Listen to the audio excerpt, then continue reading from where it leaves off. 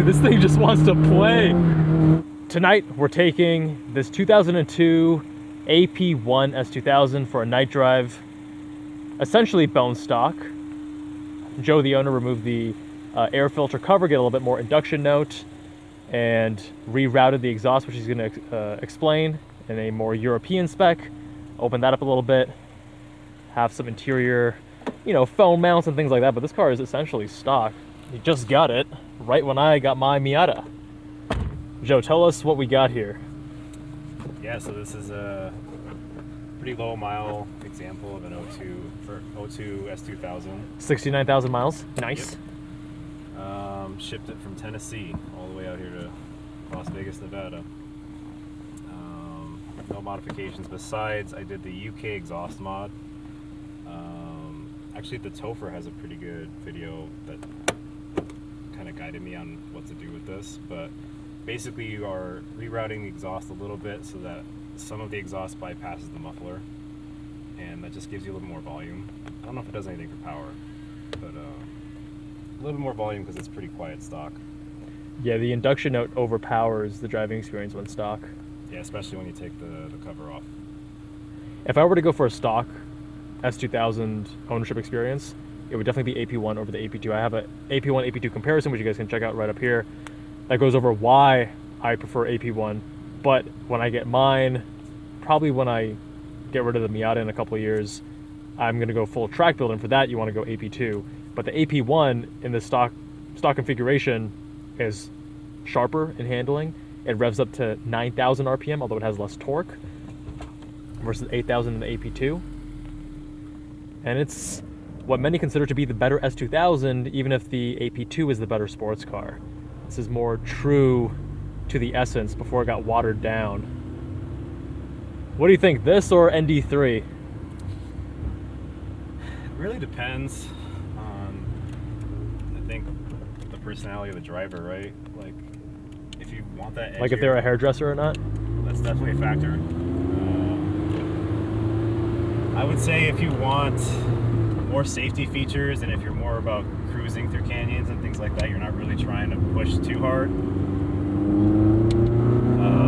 the Miata makes more sense. It definitely feels luxurious by comparison. But in terms of just that like old school, living on the edge, but not too crazy experience, I feel like the S2000 is tough to beat. I just drove my Miata from Vegas out on the highway for several hours, moving to another city. And dude, it was not fun. Driving that car was not fun for many reasons, and being in an S2000 would probably have made it even less fun. Yeah, with the top up, this thing is pretty rickety, I would say. Yeah, I have a Club ND3 with the BBR package, and that one doesn't have the thicker soft top as the Grand Touring, which makes it a little bit quieter on the highway. But it's just not a car that you want to be driving on, you know, 70-mile straight roads for a long period of time. Yeah, in terms of NVH, probably a bit nicer in the Miata, but in terms of space, I bet you have more space in this thing, right? Overall. Dude, it's probably comparable. You think so? You have more trunk space here, I'm pretty sure. Probably, yeah. But that car is much more like dailyable with the CarPlay and the safety features and all those things. To me, it felt a little tighter when you drive yours. Tighter in what way? In the cockpit, like oh, it's definitely smaller. Oh yeah, yeah. 100%. But it was massive compared to my NA Miata, I would say. There we go. Getting used to the throttle response here.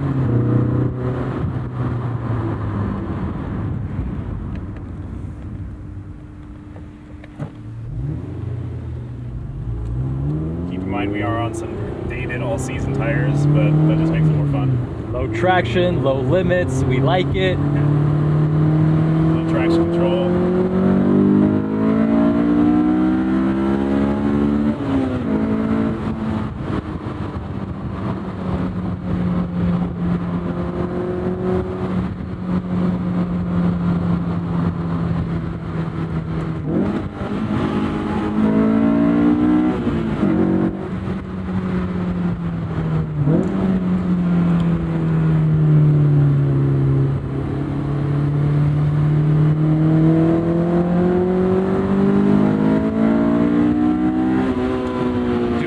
how raw and visceral this car is.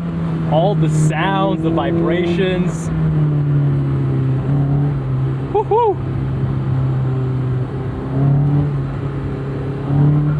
Dude, this thing just wants to play.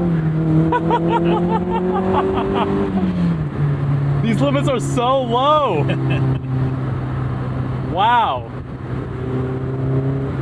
I still think this is one of, if not the best manual transmissions out there. It's just short throw, super tight, super mechanical. It feels really good. That bolt action rifle cliche, it's there for a reason. It really feels tight and mechanical. Compare it to your ND3. The ND3 has a great transmission too, and I think some could argue that it's a superior transmission in the sense that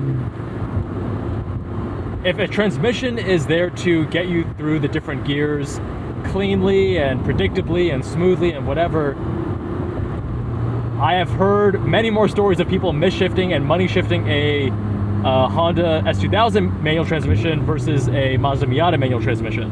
So I think the technical superior answer could be argued to be the ND3, but from enjoyment, I prefer this. But I can see people making that argument for the ND3. It's got really short throws stock. I love this thing, dude. Yeah. You got double wishbone in the front, just like the Miata. They didn't cut corners, and like, you're right at that era where we were talking about this earlier. It's just modern enough, right? I think that when you start driving cars, from my experience, late 80s and earlier, a lot of them lose some of that, especially like BMWs as an example.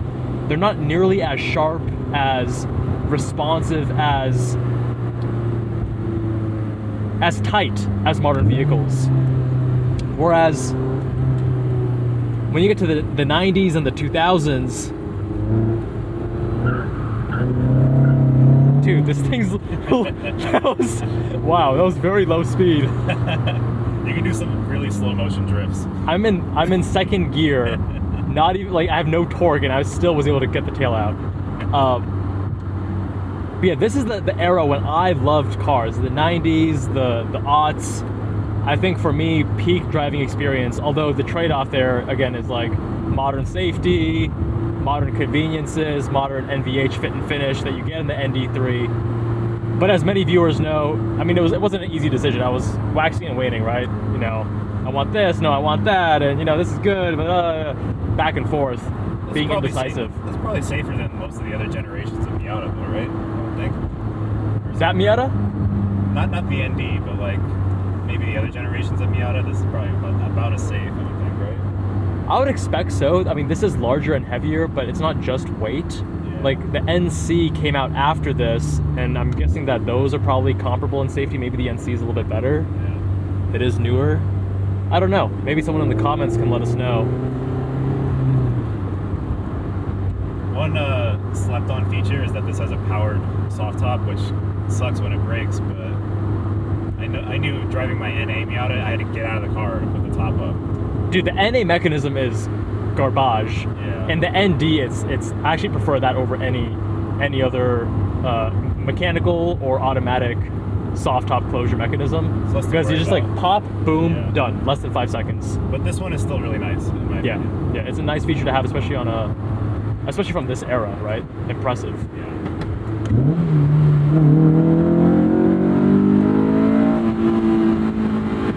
Although the steering on the S2000s with that early electric power assist steering, definitely a weakness.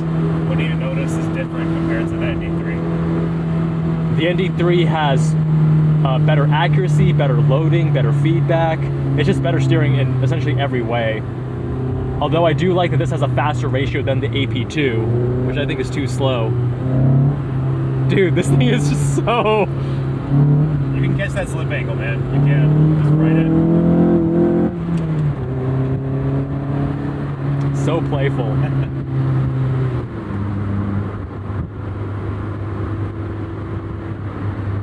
When I was riding passenger and you were driving, it always feels so much scarier as a passenger. I think Very few people are good passengers. I was like, oh my god, we're gonna crash and die right now. I can see how this car could bite you for sure. But that's why I kind of like driving at these low limits right now, because I feel like I'm learning a lot about the character of the car.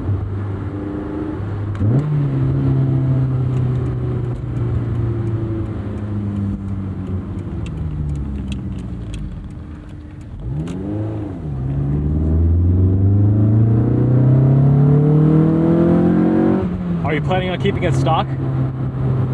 That's pretty much. I mean, I'm going to throw in a K&N intake just so it doesn't heat soak as much with as what I have right now, which is just the stock one with the cover taken off. The shocks are actually pretty good still. They're stock. They're plenty sporty enough for me right now. Debating tracking it a little bit, but I'm not gonna go full track car for sure. I feel like it's too. And you have your Integra Type S for that too, right? Yeah, it's not the same thing exactly, but I do intend to have this car see the track a little bit. Yeah, this is my therapy car for sure. Such a special car, man. And I hope that in 2 years, when I want to buy one myself, that the prices haven't jumped too much. Yeah, I got this for $24,000. That's a pretty good deal, man. They've come down from, I guess a lot of cars have come down since the COVID craze. Yeah, still a lot for a 20-year-old car, but still a lot, and still, yeah, not easy to swallow for what the car ultimately is. But when you zoom out and you say, okay, I'm not looking at this car objectively, I'm looking at this car in terms of the experience it gives me, then I think $25,000, you're actually getting a ton of experience. You're getting a ton of enjoyment. even compared to cars you can buy new right now. Oh, 100%. Especially compared to cars you can buy new. Because cars new, there are very few cars that you can buy new right now that are as engaging as older cars, right? The Emira isn't as raw as this. It's a very engaging car, but it's not as visceral. The Miata, the engine just isn't special enough. That's the biggest thing holding it back from being a true great in my mind. It is very well rounded. It's an excellent vehicle, but you know, the whole meme of Miata is always the answer. It's an awesome car, but I think people are going to remember the S2000, and they have been remembering the S2000 more fondly because this powertrain, the engine transmission combo, is such money. Yeah. The Miata is cute. The Miata has this appeal beyond car enthusiasts. I think that's the difference, right? It's more accessible, probably. Even my mom loves the Miata. She's like, oh, the car's so cute. It makes me happy. Yeah, that's what I learned to drive manual on. I don't know if... I guess you could learn to drive manual on this and have no issues, but maybe with some better tires if you're just learning. A good night, good weather, top down, the sounds. Dude, this is one of the very few nights this year that are actually pleasant, because Vegas is either too hot or too cold, and normally when you get to October, it's like the perfect month, but even October this year has been too hot.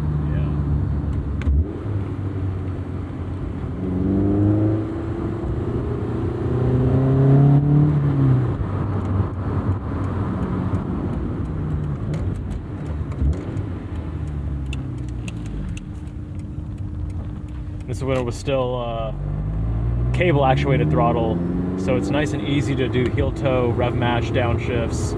At the beginning, you know, I'm so used to my Emira now being so sensitive and responsive with the throttle blips that I tend to under rev a lot of cars, including my Miata and this. But as soon as you adjust to it, it's very natural. It's just because it's shorter, the cable linkage in the Emira.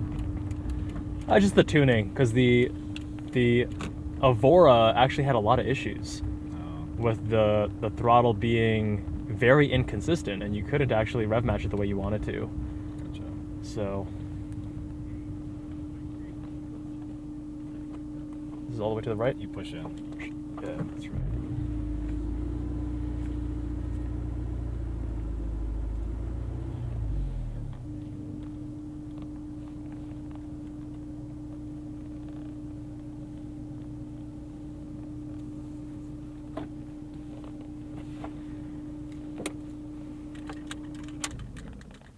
Dude, what a special car. I'm stoked for you. And I know when you first got the car, you're like, oh man, Kevin's going to go Dave Ramsey on me. But when I saw this, I was like, dude, I'm just happy for you more than anything. Did you sell the Miata? Yeah, it's in progress. It's in progress. So you're going to have just this and an Integra Type S. Yeah. And No. going to get rid of the NA Miata, which was a fun car. I hate to see it go. It's so nostalgic, and it's just a good cruiser. You know, there's nothing to really worry about in that thing, besides maybe someone else hitting you. But you first drove or even sat passenger seat in an S2000 a couple months ago, and you're like, shit, this changes everything. Everything I enjoyed about the experience of driving that NA Miata is like taken up, I don't know, 50% better in this thing, and it's a little, I mean, it's faster. You get more theater. It's a much sharper car too. And part of it's the tire difference. I probably over-tired my NA a little bit to make it safe. But just the playfulness, as you said, with this, it's just, you can have so much fun with it, and you don't have to go too crazy with it to do that. True that. Thanks for letting me review your car on this night ride, man. Of course. My friends, if you want your car reviewed, visit us on jabalandcars.com. Fill out the form on the homepage. See you all on that next one.